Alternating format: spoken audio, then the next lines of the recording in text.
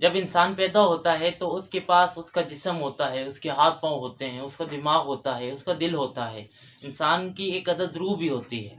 लेकिन इंसान का ज़मीर इंसान के पास नहीं होता है जब वो पैदा होता है। पैदा होते ही उसका ज़मीर उसको नहीं मिल जाता है, उसका ज़मीर आहिस्ता आहिस्ता बिल्ड होता है।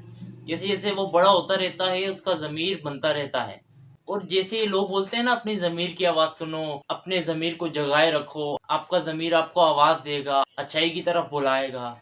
ये सब बातें होती हैं, लेकिन अगर आप ज़मीर को समझोगे तो आपको अंदाज़ा होगा कि ज़मीर सिर्फ अच्छाई की तरफ नहीं बुलाता है, ज़मीर कभी कभार बुराई की तरफ भी बुलाता है। ज़मीर अच्छा नहीं होता है। ये डिपेंड करता है आपकी उन तमाम एक्टिविटीज़ पर, आपके इन्वायरमेंट पर, कि आप किस किस्म के इन्वायरमेंट में रहे हो। तो आज हम ज़मीर को समझते हैं कि ज़मीर कैसे बिल्ड होता है।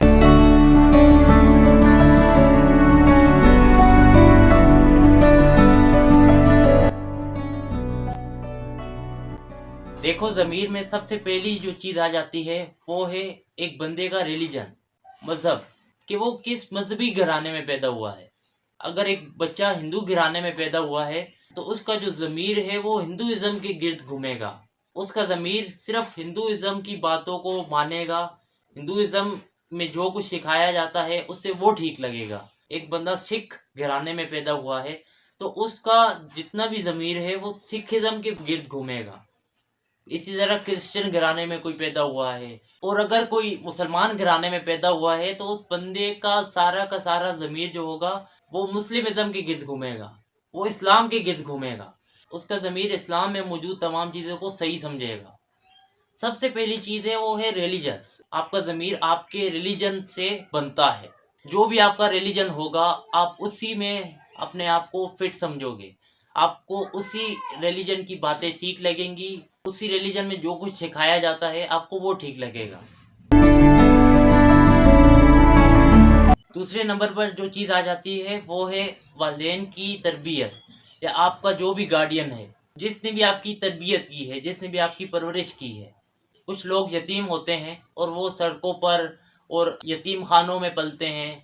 इसीलिए आप देखते होंगे कि यतीम बच्चे इस दुनिया को अच्छी नज़र से नहीं देखते, इस दुनिया को जालिम समझते हैं और इस दुनिया को मतलबी खुदगर्ज समझते हैं, क्योंकि बचपन से ही उन्हें इस दुनिया से सिर्फ खुदगर्जी मिली होती है, मतलबीपन मिला होता है और इस दुनिया से जुल्म मिला होता है। जो लोग यतीम खानों में पलते हैं या जिन लोगों का कोई नहीं होता, उनके साथ ये मुआशरा, ये दुनिया कैसा सलूक करती है आपके सामने है। आप खुद सोचो, जो बच्चे सड़क पर भीख मांग रहे होते हैं, जो बच्चे सड़क पर लड़ रहे होते हैं, हम उन्हें कैसे समझते हैं? हम ये समझते हैं कि यार पता नहीं पाकिस्तान में इन लोगों को घुसाया किसने है, ये तो पाकिस्तान में रहने के लायक ही नहीं है, निकालो इन्हें पाकिस्तान से। पूरी दुनिया उन्हें झुटलाती है, पूरी दुनिया उन्हें धुतकारती है। आपने देखा होगा, एक बच्चे को आप 50 रुपए दो, बहुत सारे बच्चे आपके पास आ जाएंगे और आपके साथ लड़ेंगे कि भाई मुझे भी दे दो, मुझे भी दे दो। वो जो अक्सर होता है, ये उनकी गलती नहीं है, उनके पास पैसा ही नहीं है, तो उनके पास एक भूख है, उनके पास किसी चीज़ की कमी है। आप उन्हें जानवर समझते हो कि भाई ये लड़ रहे हैं, ये चोरी करेंगे, ये मुझसे पैसे छीन लेंगे। जो भी आप माइंडसेट रखते हो, जब वो आपके पास बहुत सारे इकट्ठे हो जाते हैं और आपको कोई इधर से खींच रहा होता है, कोई उधर से खींच रहा होता है, तो ये उनकी गलती नहीं है यार, समझो इस बात को। ये उनके साथ इस मुआशरे ने जो भी किया है, ये वो आउटपुट दे रहे हैं उस चीज़ का। आपने जो भी उन्हें इनपुट दिया है, ये उस चीज़ का आउटपुट है, ये उस चीज़ का रिजल्ट है।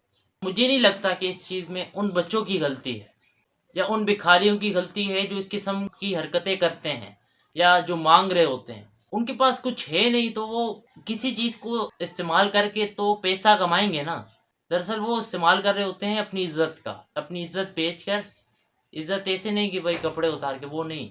किसी से मांगना भी अपनी इज्जत को पामाल करना होता है, अपनी जो सेल्फ रिस्पेक्ट है उसको बिल्कुल मारना पड़ता है, तब जाकर इंसान किसी से कुछ चीज़ मांग सकता है। तो ये सब लोग वो कर रहे हैं, अपनी सेल्फ रिस्पेक्ट को बेचकर पैसे कमा रहे हैं। तो यहाँ पर इनकी गलती नहीं है, यहाँ पर इस सोसाइटी की गलती है, इस सोसाइटी में रहने वाली गलत सोचों की गलती है, गलत इंसानों की गलती है। मैं आपको ये नहीं कह रहा कि आप सुबह जाओ, ढेर सारे पैसे ले जाओ और इनमें बांटने लग पड़ो, ऐसा बिल्कुल मत करो। आप सिर्फ ये करो कि जब वो आपको तंग करें तो उन्हें धुतकारो मत, उनके साथ ऐसा सलूक करो जैसे वो आपके बच्चे हैं। अगर कोई औरत है तो ऐसा समझो कि ये आपकी बहन है, अगर कोई बूढ़ा है तो ऐसा समझो ये आपका दादा या ये आपका वालिद है। उन्हें अपना समझो, तो हो सकता है कि वो चेंज होने लग पड़े, हो सकता है वो आपके अंदर चेंज देखकर अपने अंदर भी चेंज लाने की कोशिश करें। जब आपसे कोई मांगता है तो आप उससे ऐसा मुंह दिखाते हो, ऐसे एक्सप्रेशंस देते हो, ऐसा रवैया उसके साथ रखते हो कि वो बोलता है यार ये मेरा अपना नहीं है, मेरा अपना होता तो कम से कम पैसे नहीं दे सकता तो ऐसा मेरे साथ ना करता। तो आप सिर्फ उनको अपना समझो और उनके साथ अच्छा सलूक रखो। तो वापस टॉपिक की तरफ आते हैं कि ज़मीर में दूसरी चीज़ होती है एनवायरनमेंट। जिस किस्म के आप एनवायरनमेंट में रह रहे हैं आप बिल्कुल वैसे हो जाएंगे, आपका ज़मीर वैसे बिल्ट होगा।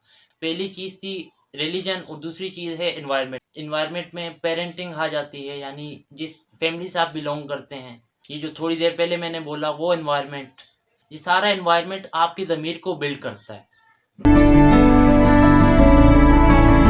और तीसरे नंबर पर चीज़ आ जाती है सोबतें। आप जिस किस्म की सोबतें रखते हो, जो आपके फ्रेंड्स हैं, वो जिस किस्म की आप वीडियोस देखते हो यूट्यूब पर या जिधर भी, जिस किस्म की आप फिल्में देखते हो या जिस किस्म की आप वेब सीरीज़ देखना पसंद करते हो, वायलेंस भरी या पॉजिटिव वेब सीरीज़, ये आपके ऊपर है। आप किस किस्म की वेब सीरीज़ देखते हो या वीडियोस देखते हो, पॉजिटिव वीडियोस या नेगेटिव वीडियोस।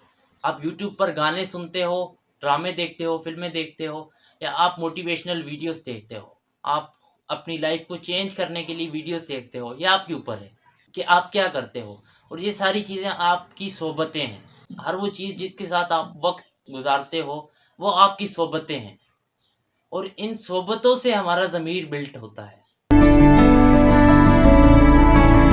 चौथे नंबर पर आता है आपका आइडियल या आइडियल्स। बहुत सारे हो सकते हैं। आपके आइडियल्स कौन हैं? अभी किसी का आइडियल हो एक टेररिस्ट, तो वो मास्क पहन के लोगों को मारने ही जाएगा ना।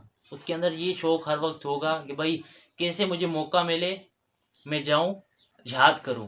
देखो, मासूम लोगों को मारना कोई जिहाद नहीं होता है। मासूम लोग किधर भी हों, उन्हें अगर आप मारते हो तो वो जिहाद नहीं है, वो गुनाह है।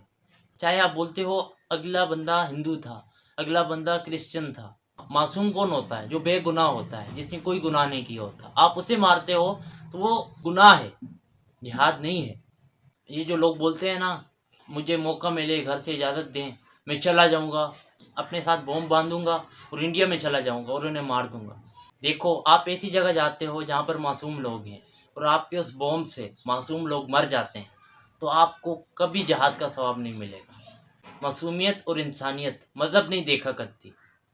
मासूमियत और इंसानियत सिर्फ सच्चाई देखती है, सिर्फ बेगुनाही देखती है। अगर एक बंदा बेगुनाह है और अगर आप उसे मारते हो ये समझकर यार ये हिंदू है। देखो, आप सल्लल्लाहु अलैहि वसल्लम के दौर में भी कितने यहूद व नसारा थे, कितने काफिर थे। आप सल्लल्लाहु अलैहि वसल्लम ने सिर्फ तब उनके ख़िलाफ़ जहाद किया जब उन्होंने इस्लाम के ख़िलाफ़ कुछ साजिशें की, जब इस्लाम को ख़तरा पहुँचाया। वरना वो अपना काम कर रहे थे और वो इंस्पायर हो रहे थे इखलाक के ज़रिए।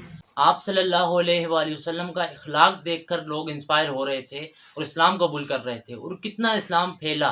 आप सब ने अगर तारीख़ इस्लाम पढ़ी है तो आप सब जानते होंगे कैसे इस्लाम फैला, ज़्यादा लोग कैसे इंस्पायर हुए, डर कर या इखलाक से। अगर आप जानते हैं तो आप सल्लल्लाहु अलैहि वसल्लम के इखलाक से ही सब लोग इंस्पायर हुए।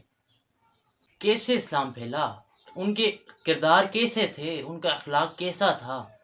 एक बात याद रखना कि टेररिज्म सिर्फ मुसलमानों के अंदर नहीं है। टेररिस्ट हिंदू भी हो सकते हैं, टेररिस्ट यहूद भी हो सकते हैं, टेररिस्ट क्रिश्चियंस भी हो सकते हैं, सिख भी हो सकते हैं। टेररिज्म सिर्फ मुसलमानों के अंदर, जो पूरी दुनिया में एक बात फैली हुई है कि मुसलमान टेररिस्ट हैं। अगर पूरी दुनिया आज मुझे सुन रही है ना, तो वो एक बात कान खोल के सुन ले कि मुसलमान टेररिस्ट नहीं हैं। टेररिस्ट उसे बोलते हैं जो बिला वजह किसी और को नुकसान पहुंचाए, किसी और के कहने पर। ये जो टेररिस्ट होते हैं इनका मोटिव कोई और होता है। अगर इस्लाम मोटिव हो, इस्लाम फैलाना मोटिव हो, तो ये कभी ये रास्ता इख्तियार ही ना करें। बहुत कम ऐसी नौबत पड़ती है कि ये रास्ता इख्तियार करना पड़े। अगर ये रास्ता इख्तियार करना है तो आपको पूरी एक सल्तनत चाहिए, एक रियासत चाहिए जिसमें बैठकर आप दूसरों के खिलाफ जंग करो। आज जो पूरी दुनिया जिस चीज़ के ऊपर लड़ाई ज़्यादा लड़ रही है वो है इकोनॉमिक वार हो रही है। और ये जो बम धमाकों की वार से ये ख़त्म होती जा रही है, बहुत कम है। इकोनॉमी से लोग एक दूसरे को मार रहे हैं। अभी जो पूरा पाकिस्तान है, पूरी पाकिस्तानी कौम है, ये महंगाई का रोना रोती है। ये क्या होता है? ये किसने आपके खिलाफ एक जंग लड़ी? ये किसने आपके ऊपर एक वार किया? इसको बोलते हैं जंग। किसी और ने आपके खिलाफ एक चाल चली। भाई पूरी दुनिया या वो मुल्क जिसने कर्जे लिए हुए हैं वो तो इस चीज़ की लपेट में आएगा। मतलब पूरी पाकिस्तानी कौम अभी इस्लाम की बातें, दीन की बातें कम करती है और महंगाई की बातें ज़्यादा करती है। इसको क्या बोलते हैं? इसको जंग तो बोलते हैं, इसको चाल बोलते हैं। किसी और ने आपके खिलाफ एक चाल चली और आप उस चाल के लपेटे में आ गए। हमारा इस्लाम तो बोलता है कि आपके पास एक दिन का राशन है, अल्लाह ताला ने आपको एक दिन का दिया है, तो अगले दिन की फ़िक्र मत करो, वो अल्लाह ताला खुद देंगे। लेकिन आप सालों का चाहते हो, महीनों का चाहते हो और उसके पीछे लगे हुए हो। तो ये बाहर मुल्कों की ही साजिशें हैं। अगर आप इसे समझो तो ये आपके खिलाफ यहूद नसारा की एक साजिश ही है, एक चाल है जिसमें वो कामयाब हैं। और आप दीन से ज़्यादा, इस्लाम से ज़्यादा महंगाई की बातें करते हो। तो आप इस चीज़ को समझो कि भाई टेररिज्म किसी भी किस्म का हो सकता है, किसी भी तरीके से हो सकता है, जंग किसी भी तरीके से लड़ी जा सकती है। अभी इकोनॉमिक वार हो रही है जिसमें हम सब फंसते जा रहे हैं और हमें समझ नहीं आ रही। तो इसको समझो कि भाई ये क्या है, तभी आप इस्लाम के करीब हो पाओगे। ये जो आइडियल्स हैं आप अच्छे चुनो, तो ही आपका जो ज़मीर है वो बिल्ड हो पाएगा, वो बेहतर हो पाएगा।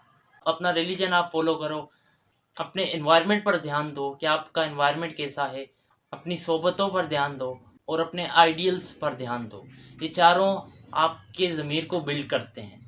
जहाँ पर एक डॉक्टर किसी की जान बचाकर अच्छा फील करता है, वहीं दूसरी तरफ एक टेररिस्ट किसी की जान लेकर अच्छा फील करता है। इसे बोलते हैं ज़मीर।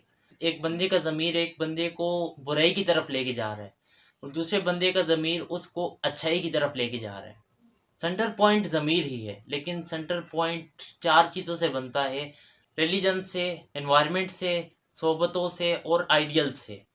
तो अपने ज़मीर के ऊपर थोड़ा सा ध्यान दें और उसको चेंज करने की कोशिश करें। अगर आपका ज़मीर बुरा है तो कोशिश करें कि अपनी सोबतों को, अपने एनवायरनमेंट को और अपने आइडियल्स को चेंज करें। रिलीजन के ऊपर मैं बात नहीं करूँगा कि आप रिलीजन को भी चेंज कर लें। आप जिस रिलीजन में हैं, जो आपको ठीक लगता है उधर रहें। मेरा आज की वीडियो का मकसद था लोगों के सामने एक सच्चाई को लाना। जो भी पीछे मैंने बातें की वो आपने सुनी और उनको समझा, और आपके सामने यकीनन कुछ ना कुछ राज खुले होंगे, तो उनको समझें और अपनी ज़िंदगी को चेंज करने की कोशिश करें। Thank you so much. अपना बहुत ख्याल रखिए। अल्लाह हाफिज़।